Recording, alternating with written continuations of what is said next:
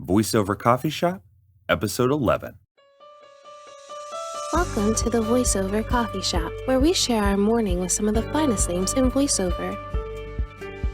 And now, here's your host, voice actor Andrew Morrison.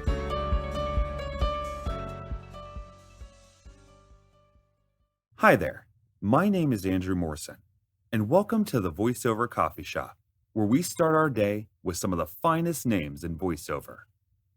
If you'd like to know more about me, feel free to visit my personal website at www.voicebard.com. In this episode, we have coffee with my dear friend Emma O'Neill. Emma O'Neill is a Canadian-Irish rock star, 2020 SOVAS Award winner, Telly Award winner, and One Voice Award nominee, who has lent her voice to Discovery Channel, the United Nations, Mercedes-Benz, and CBC, to name just a few. In this episode, we talk about connecting to a script emotionally, agent audition handling, and the immense beauty of the wonderfully supportive voiceover community. Emma, how are you? I'm well. How are you? I am. So how do you take your coffee, Emma? Right now I'm having herbal tea, and I swear to God, it tastes like fuzzy peach. It's so good. Oh my God. So you started acting at 2 years old, correct? Yeah, around there. Maybe it was younger. I don't know. But yes, I was kind of thrown into television at that age by my mother because I, had big blue eyes and ridiculous blonde curls. And she was like, let's make some money off this kid. Right. So at what point from that Super Mac commercial till college did you decide that you wanted to pursue voice acting full time? Or acting full time, rather? Yeah, voice acting didn't come into the equation for a lot of years. I didn't even know it was a thing. Right.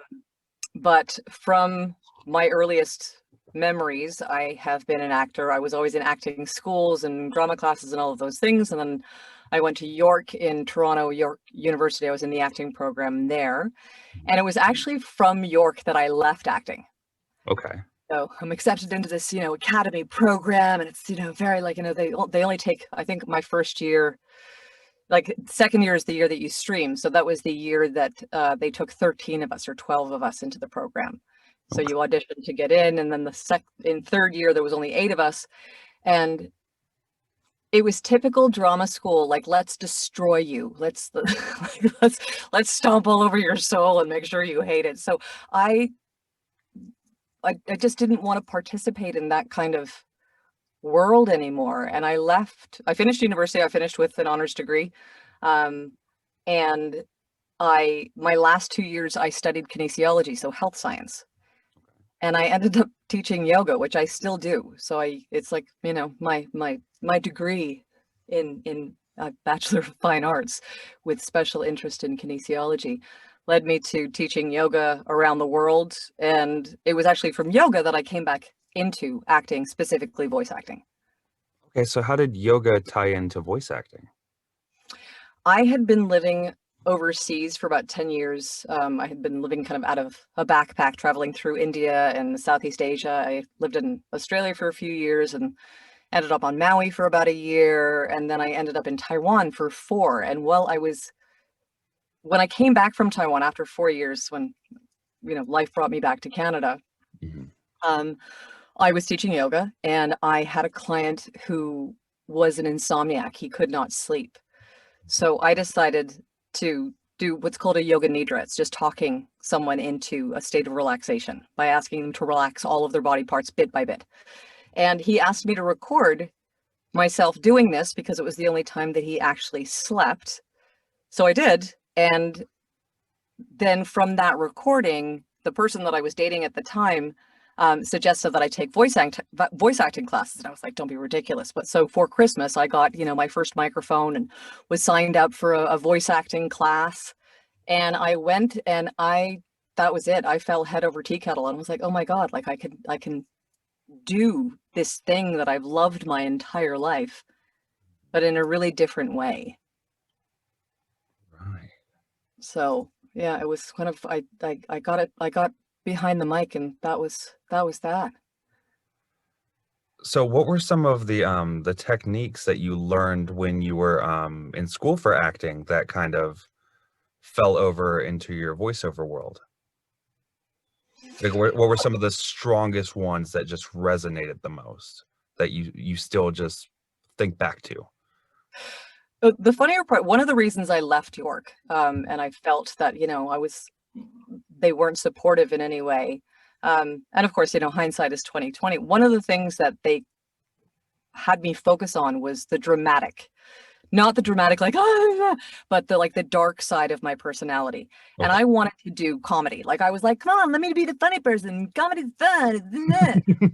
And they were like, no, like, you need to pay attention and focus on tapping into emotion. You need to, explore the side of yourself that you don't want to look at. So they were constantly casting me in roles of that I was a rape victim, or I was a murderer, or I was, an FBI agent, or, that it was roles I never would have looked at. I always looked at the light and fluffy and fun because I love to make people laugh. Right. And interestingly enough, now in my career, the things that I connect the most with, it's not necessarily the dark and twisty, but it's those spots, those pieces where you really need to connect emotionally.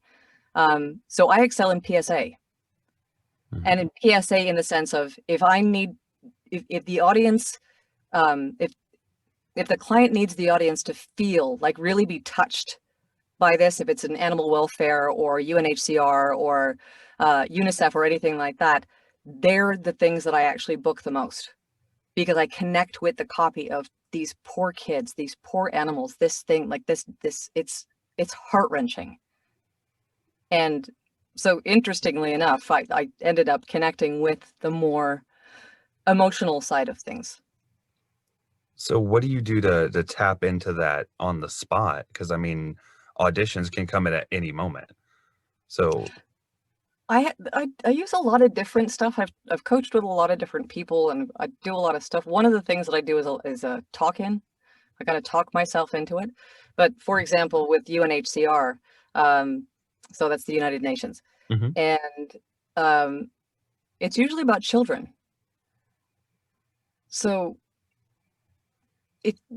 I talk to the child. One of the kids in one of the ones I did, her name was Anna. So I talked to Anna. I just talked to her. I was like, just record. I'll give you a gap, and we go. And that's how I would connect with it. So it's who, what, where, right? So it's, Right. who are you talking to? What are you saying? Why are you saying it? But instead of doing that okay, now I have my notepad. Who am I talking to? I'm talking to Anna. Why am I saying this? It happens quickly. So it's copy that I connect with it quickly because I'm able to do it fast. Mhm. If that makes any sense. Yeah. So when you're marketing the value of that, how do you portray that and negotiate that with a potential client where you're presenting, hey, here's the emotion and resonance that I can put into your copy? How do you put worth on that when you're, say, cold emailing someone? I don't know if I can answer that. Just because I don't know if I use it as leverage for negotiation.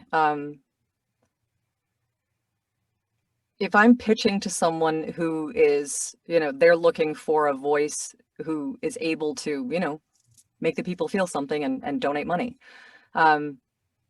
I just kind of I use my previous experience. It's like, if this is what you need, I can get this. Here are examples of what I've done in the past.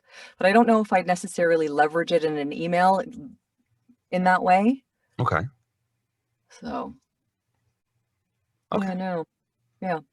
Gotcha. So you have about 5 different agents now, right? No, I think I have about 12 or 13. But Okay. yeah. um, but I'm actually fine tuning that. I'm kind of whittling it down. It's I think initially my intention when I started to submit to multiple agents was it was like a throw it out there and see what'll come back.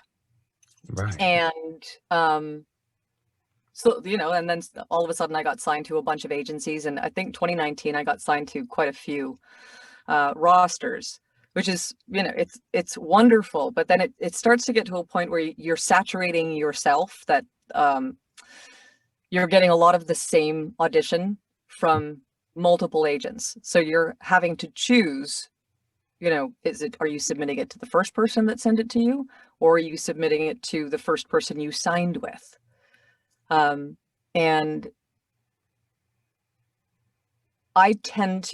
my rule of thumb is whoever got it to me first is the person that I submit to. Right. It's also, whoever's the most transparent. So with details. Gotcha. So the more information I can get about a piece that I don't have to go back and forth with, well, can I have a little bit more information? It's like, here's all the information. There you go. Fantastic. Thank you. And yeah, it's usually the first person that I receive it from is the person that I submit it to. Okay. So how were you marketing yourself pre-agent? That was just a lot of word of mouth. As I said, I coach with a bunch of different people, and one of my coaches here in Toronto, who I've coached with on and off for the last 10, 12 years, however long I've done this, is Ellie Ray. And she's a wonderful human, and she would try to connect you with people. And also my mentor, one of my dear friends, Mark Neely, has also been a massive advocate in my career, and he has connected me with production houses and clients over the years. So pre-agent, I've had a Canadian agent for much longer than I've had US agents, as being in Canada. But yeah, pre that it was a lot of word of mouth. I did a lot of just kind of message on hold, stuff like that. So it was part-time. It was definitely not full-time. I would get jobs through workshops. So workshops I would go to, because you're meeting producers, you're meeting directors. And it's like, send me an email so I have you on file, and then you get the email back, hey, submit an audition for this. So it was only after I signed with my first Canadian agent that things kicked up like 400% for me. The people I coach with now are, I tend to pay attention, or I spend more time coaching with casting directors, people who work in the industry. They are working, they're working today, they're working live, they know what's going on, they've got their thumb on the pulse of what's going on, because things change so fast in this business that you have to pay attention to what's going on, like what's trending, what is, is it the announcer? Are we back in the time of the announcer? Or is it the really super casual commercial voice where you just want to be, literally, it sounds like you're talking to someone having coffee. Nothing's, your pronunciation is not careful. It's just normal speak. So they're the people that I coach with. I coach with people who are current. And prior to 2015, I was coaching with who was available. And I coached with Mike Kirby. I don't know if he's still around in Toronto. I coached with Tracy Hoyt. Tracy's still around. She still coaches, and she's still a commercial actor, voiceover actor here in Toronto. So yeah, I've always had an appreciation for coaching, an appreciation for working with, the cream of the crop, or the people that are worth their salt. Right. Like they've put their time in, and that they're good, and then you get into a session with them and they blow your brains out in the first 15 minutes. You're like, that was amazing. The stuff that they're able to get you to understand or comprehend about copy. Okay. So in your since 2012, when you first started in VO, to now, what have been some of your biggest resources and kind of propelling your career from new VO to SOVAS award winner? Like what do you believe those resources were that kind of like pushed you along the way? Community. The voiceover community is insane. It's insane. You know, I've been doing this since 2012, 2011, and I just kind of, you know, plodded along for an extended period of time. And I just, you know, I made enough money to be able to pay my bills, and I was content with that. And I didn't know that there was this other world of stuff. And then, of course, Mark, because Mark is Mark. Mark is the guy who always, you know, ends up connecting with me with people who make a big impact in my life. He had done a workshop with a gentleman named Eric Romanowski, and Eric is a demo producer. And Mark called me after doing this workshop, and he was like, "You need to get in touch with this guy. You need to get in touch with this guy, and you need to talk to this guy." So I looked him up, and I was looking to do a new commercial demo, so I contacted him and just immediately connected. I was like, this guy is great. Like he really takes the time to get to know the people that he's working with, so that when he's presenting copy for your demo, it's about the spots are spots that you would have an interest in voicing. So your own personality is coming out. So you're showing your range through your own personality in your demo. And he's really easy to work with, and he's really, really fun. So we do this demo. It's fantastic, wonderful. I'm completely in love with it. I drive him completely mental, nitpicking on every little piece and bit and order and switch around, and you know, and then finally released it. And up at that point, I had started to pay more attention to LinkedIn, and I had started to interact with people on LinkedIn. And up until that point, I really hadn't. I'd had a LinkedIn profile for a decade and hadn't really done anything with it. And I just started to interact with people on LinkedIn, and then I posted this demo, and this demo got a ridiculous amount of attention. And then I heard about VO Atlanta. I had never been to a conference. I didn't know it was a thing. Like, I literally lived inside a padded cell, and I didn't talk to people. I just talked into the microphone. I did my auditions, and I did my jobs, and that was it. I didn't know there were people outside of this box that did this too. Right. And I talked to Eric, and he was like, "Oh, you have to go to VO Atlanta." I was like, "Oh, no, that's too scary. There's too many people. I can't do that." He's like, "Don't worry, I got you. Book your ticket. We'll hang out." So I arrive in Atlanta, scared crapless, because it was all these people that I didn't know. And the first person I saw was Eric. And, you know, he just kind of made me feel safe. Like there was somebody there that I knew. And then it's like, there was people there that I knew, but there was a bunch of people I'd never actually met in person. I was just connected with them online. But long story short, the community of voiceover has been the biggest, has made the biggest impact on my career, because when you feel the love and you feel the support in this community, like, you feel like Superwoman, you feel like you can do anything. Like, I don't think I've ever been in a position as a VO where I felt belittled or lessened by another person in this community. I've always felt uplifted. And so what I try to do on a daily basis is uplift other people.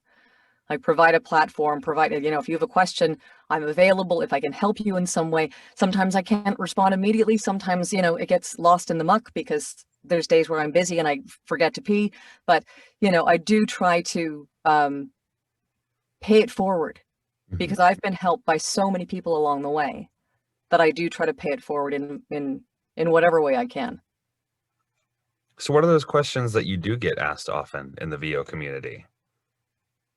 Well, not necessarily in the VO community, but people who want to break into or want to understand what voiceover is. There's always, you know, like, I want to be a voice actor.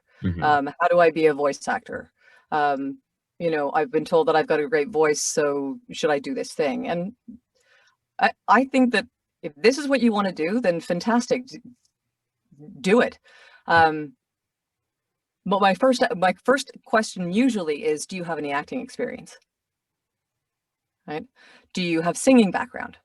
Do you have spoken word background? Or are you a public speaker? Do you have that kind of, that you can speak to people and you use language regularly as a means to an end? So there's a lot of that. So I have kind of a thing that I send out to people. So it's like, where are you based? Are you in Canada? Here's the information for Canada. You're in the US. Here's the information for the US. And it's a kind of a listing of coaches that I think are fantastic. Demo production or demo producers that I think are fantastic. Improv classes, acting classes, stuff like that. But it's usually a lot of, how do I get into voice acting? And then there's people who will ask about how to get an agent, which there's no magic number on that one. That's right. It's all about marketability and, hey, do we have you? Can we use another one of you? Are you right? Are you booking already? And it's what that catch-22 of I'm not booking because I don't have an agent, and I can't get an agent because I'm not booking. So it's a lot of it's timing. Right. Yeah. So if you could go back if you could just time travel and write a letter to pre-VOU, what would that letter say?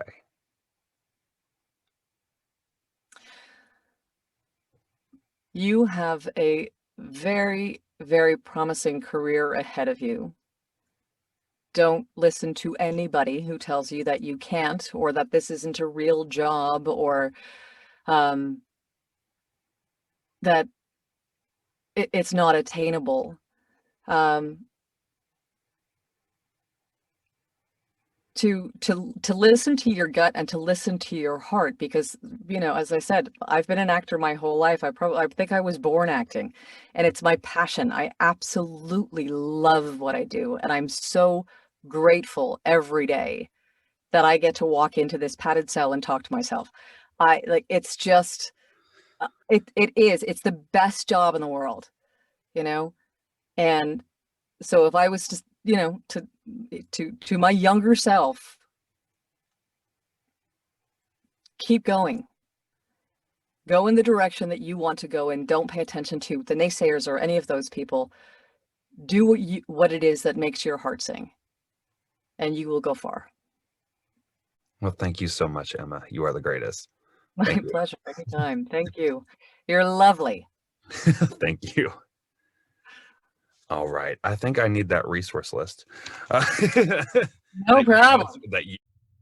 I hope you enjoyed listening to Emma emphasize the importance of understanding who you are talking to, what you are saying, and why you are saying what you do in a script to further portray your emotions in the copy. If you'd like to find out more about her, you can find her demos, works, and booking information at emmaoneilvo.com. Her wife, Elaine, is also a very talented vocalist, and I would strongly suggest that you check her out too at www.elaineHart.com. If you do, you're really in for a treat. Thank you for listening, and I'll see you next time. Thank you for listening to the VoiceOver Coffee Shop.